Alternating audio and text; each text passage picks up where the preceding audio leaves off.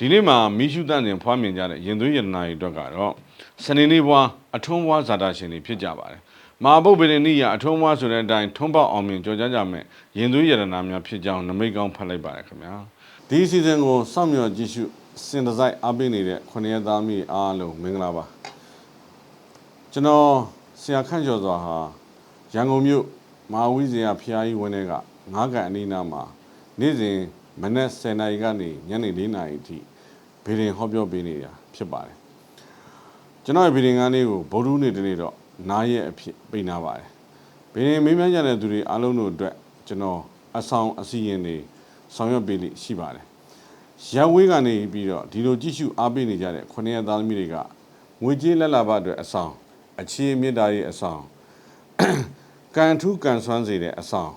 စမ်းပွင့်လက်ပွင့်စေတဲ့အဆောင်ကျမ်းမာရေးကောင်းစေတဲ့အဆောင်အသက်နေရကင်းစေတဲ့အဆောင်စသည်အပြင်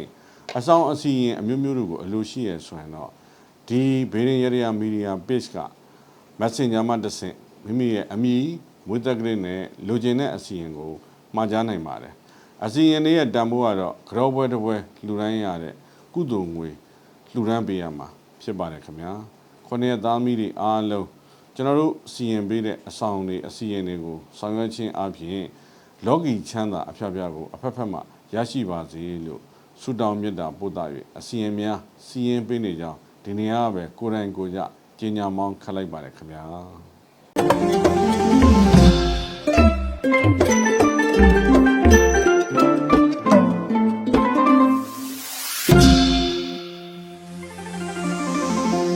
အားလုံးပဲမင်္ဂလာပါခင်ဗျာကိုစိတ်နှဖျားကျမ်းမာချမ်းသာကြပါစေ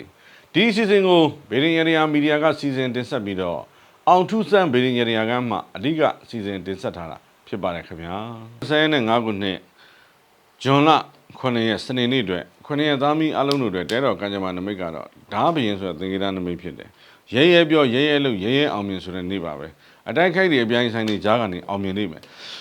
အလုံစားဖို့ကိစ္စမျိုးတွေတို့အယောင်းဝယ်ကိစ္စမျိုးတွေတို့နောက်တကရည်ရွယ်ထားတဲ့ကိစ္စတွေအောင်မြင်ဖို့လို့အတွက်တွေတို့ထူးခြားခြားအခွင့်အရေးကောင်းတွေပေါ်ပါလိမ့်မယ်မိမိရဲ့ကံတရားကနေအထောက်ပံ့ပေးဖို့လို့အတွက်ဆိုရင်တော့မိမိနဲ့နှီးစပ်တဲ့ညောင်မင်ကြီးကြီးတစ်ခုကိုသွားပြီးအချိုရည်လောင်းရင်းနဲ့လိုပြင်းဖြစ်ချင်တဲ့ကိစ္စတွေဆူတောင်းလိုက်ပါလို့လမ်းညွှန်လိုက်ပါတယ်ဒီနေ့မှာမိရှုတန်တင်ဖွားမြင်ကြတဲ့ရင်သွေးရတနာတွေအတွက်ကတော့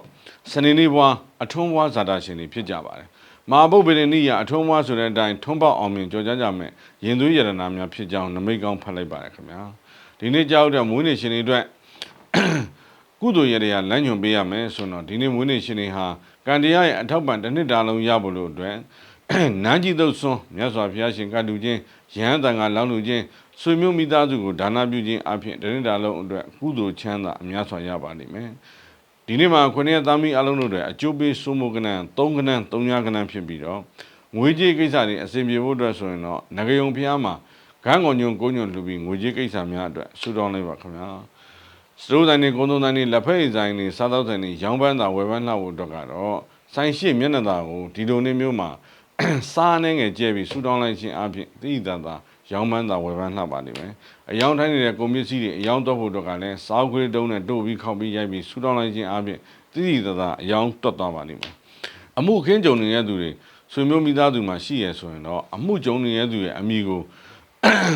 တခွားသီးတစ်လုံးမှရေးပြီးညနေပိုင်းရေစည်းမှမျှော့ပလိုက်ခြင်းအပြင်အမှုကြုံနေတဲ့သူရဲ့အခက်အခဲတွေပြေပြောက်ဖို့အခွင့်အရေးပေါ်ပါလိမ့်မယ်ကျမ်းမာရေးညံ့နေတဲ့သူဆွေမျိုးမိသားစုမှာရှိရဆိုရင်တော့ကျမ်းမာရေးညံ့နေတဲ့သူအတွက်ဒီလိုနေ့မှာဓာတ်စာအဖြစ်နဲ့လိမ္မော်သီးအနှဲငယ်စားပြီးဆူတောင်းခြင်းအပြင်စေးကောင်းဝါကောင်းဆရာကောင်းသမားကောင်းတွေ့ပါလိမ့်မယ်အခြေကိစ္စမြစ်တိုင်းကိစ္စအိမ်တော်ကိစ္စမှာတော့ဂျားလူဂျားစကားတွေရှုပ်ထွေးတတ်တာဂရုစိုက်ပါ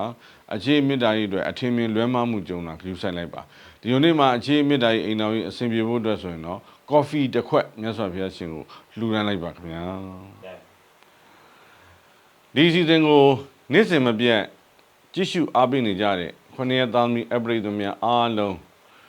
ဒီနေ့ရတရားတွေအသီးသီးဆောင်ရွက်ကြပြီးတော့အကျိုးထူးအနန္တရှိကြပါစေလို့ဆုတောင်းမေတ္တာပို့သလိုက်ပါတယ်ခင်ဗျာလိုရာဆန္ဒပြည့်ကြပါစေခင်ဗျာ